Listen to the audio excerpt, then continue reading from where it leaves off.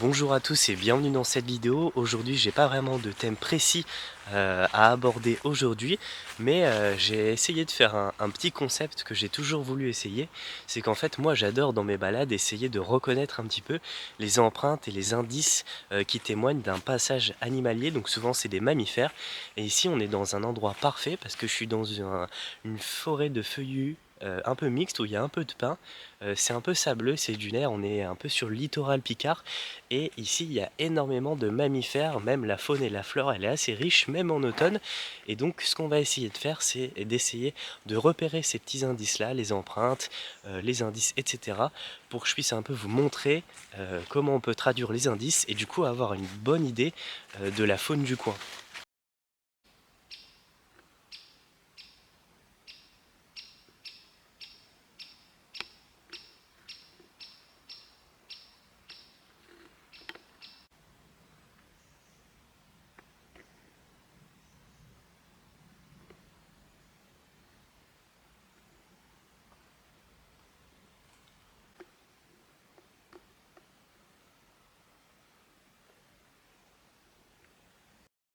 Petite précision sur le milieu ici, du coup je suis dans une espèce de forêt mixte avec pas mal de feuillus et de pins aussi, donc c'est des pins maritimes, beaucoup de chênes, beaucoup de bouleaux, l'endroit est assez humide et très sableux. Donc il y a un peu de terre en surface mais on est sur des dunes à la base et donc du coup sur le sable on voit très bien les empreintes d'animaux sauvages et ça c'est un gros plus. On est vraiment dans un endroit ultra silencieux. Il y a vraiment, on n'entend rien à part le cri des oiseaux, donc c'est vraiment très cool. Et dans ces conditions-là, on peut essayer de voir justement les animaux sauvages, peut-être qui se cachent à côté de nous. Et c'est vraiment important de rester discret dans les balades où on essaye de voir un petit peu la faune sauvage, parce que ça va nous permettre de faire en sorte qu'ils nous sentent pas arriver. Et du coup, c'est comme ça qu'on peut essayer d'en croiser pas mal. Donc, d'où l'intérêt d'identifier les petites empreintes, c'est de remonter les pistes et d'essayer de les retrouver comme ça, sans pour autant les déranger. Alors ici on arrive sur un premier indice, je ne pense pas que ça va se voir à la caméra, mais on est sur une magnifique coulée. Et donc une coulée c'est un peu le terme technique pour désigner un chemin qui a été formé par les animaux sauvages. Alors là je suis en train de vous le montrer avec la caméra, mais je pense que c'est pas évident pour vous de le voir. Mais là on a vraiment un chemin qui est creusé par les animaux. Donc ici ça doit sûrement être un chemin qui est utilisé par des chevreuils et des sangliers sûrement. Là ça passe un petit rieux marécageux. Donc voilà, on va essayer de voir s'il n'y a pas des empreintes d'animaux sauvages juste là. Là en ce moment on arrive au tout début du mois de novembre, donc on est bien installé dans l'automne. Et cet endroit-là, je l'ai vraiment connu aussi à l'été et je peux vous dire qu'il y a vraiment plein de choses à observer dans ces endroits-là. Parce qu'en fait on rassemble plein d'essences d'arbres, on est sur un endroit qui est assez meuble, assez humide. Donc du coup tous ces éléments-là réunis, ça fait un milieu très intéressant pour plein de taxons animaliers comme chez les insectes, les oiseaux, les mammifères, aussi les végétaux, on en trouve plein d'espèces. Donc c'est vraiment intéressant à observer l'été, mais aussi en automne parce que les couleurs elles changent et certains animaux qui hivernent, donc les oiseaux surtout les oiseaux hivernants, ils viennent du coup se reposer ici pendant l'hiver et donc il y a moyen de voir des choses qu'on ne voit pas l'été et vice versa. Mais là on arrive vraiment dans un endroit où c'est un moment de l'année où c'est vraiment beaucoup plus calme, on entend beaucoup moins la nature et il faudra attendre à peu près le mois de mars pour que la nature reprenne, entre guillemets.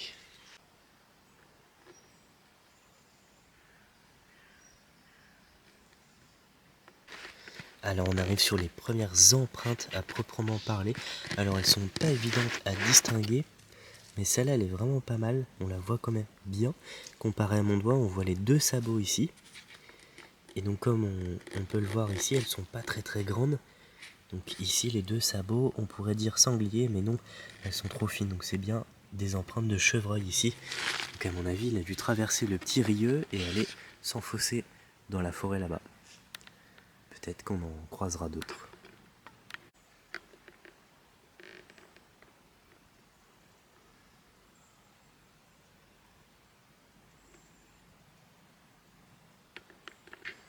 Je sais pas si vous allez bien le voir ici, mais on arrive à un autre indice qui est très évident à remarquer là.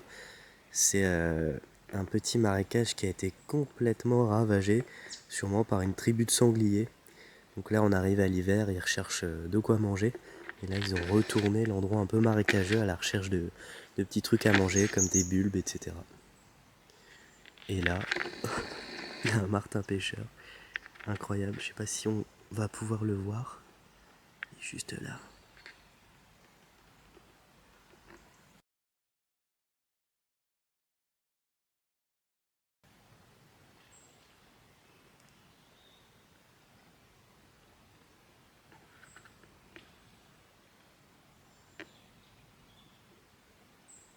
Là derrière moi on arrive là où il y a un super bel étang.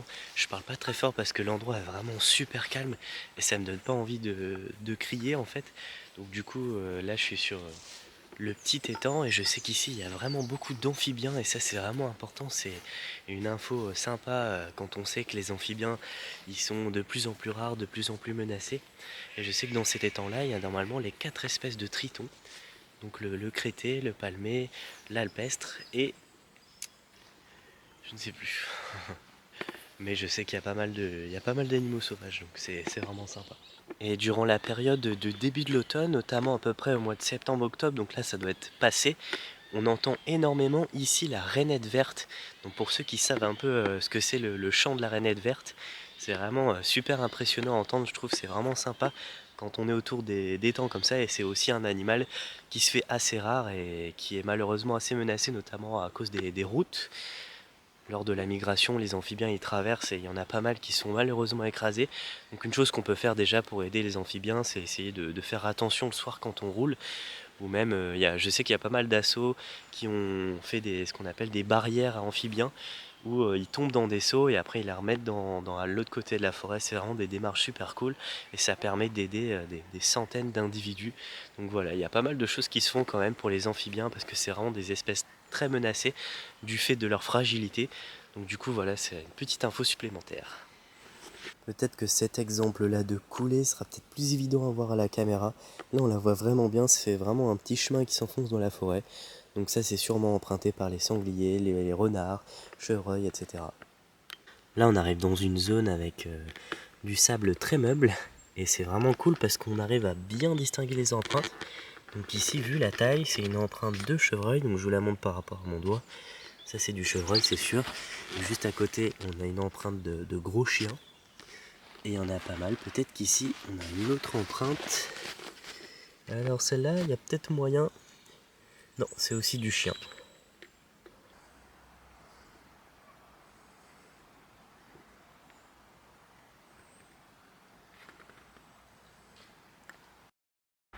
Et là, on est encore en face d'une trouvaille assez originale.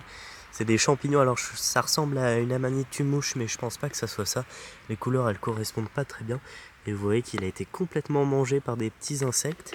Et là, je suis en train de voir une des responsables. Il y a une limace qui est en train de se faire un petit plaisir là.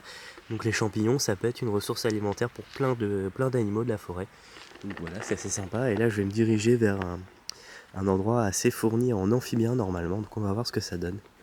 Voici la petite mare aux amphibiens. Donc je sais qu'ici il y a pas mal d'espèces d'amphibiens qui vivent là, dans ce petit marécage perdu au milieu de la forêt. Donc c'est vraiment cool d'avoir un petit marais comme ça, un peu secret, où personne vient déranger. Donc c'est vraiment cool, il n'y a pas beaucoup de promeneurs qui viennent ici. Et l'endroit est assez préservé. Donc le problème ici, c'est que l'été, il y a de moins en moins d'eau. Et les amphibiens, ils sont un peu embêtés. Et je vois que l'endroit est aussi fréquenté par pas mal de sangliers ou d'autres mammifères qui viennent pour peut-être boire, peut-être profiter de l'eau, des roseaux, etc.